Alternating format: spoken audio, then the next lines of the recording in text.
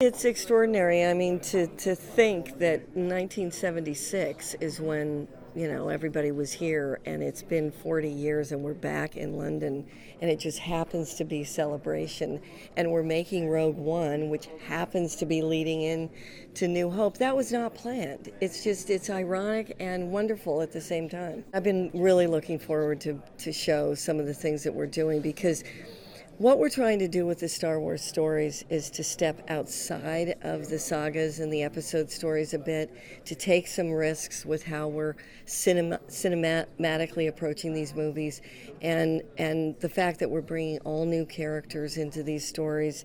It is a bit of a risk when people have grown to expect certain things, but I think today, when they saw what this looked and felt like, I think they were pretty excited. Gareth is a giant fan. He even took his girlfriend years ago, went into Tunisia where they shot, and had blue milk. I mean, when he told me that, when I first met him, I said, no one has told me a story like that. I think that alone is a reason to bring you into the fold. There's nothing like Celebration. I think the fact that people care so much and they put so much of themselves into the things that they create, that's something that I tell everybody who doesn't know anything about Celebration, is you just can't believe what people actually make and the time and effort and care they put into things. It's really extraordinary. Everybody's bringing up the fact that we have Rey now and we have Jyn Erso.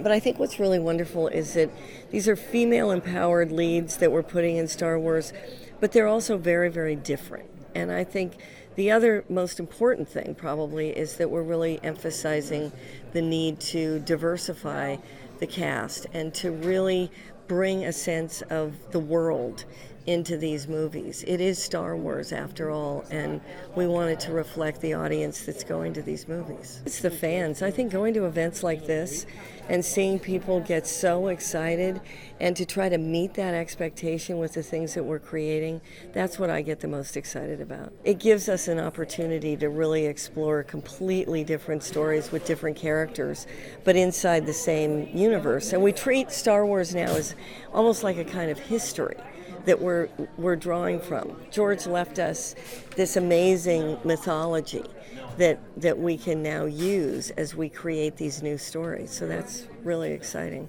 Ladies and gentlemen, you're watching Hey You Guys! Hey You Guys, huh? Hey You Guys. Is that from the Goonies? It is indeed, yes. Nice. Hey You Guys!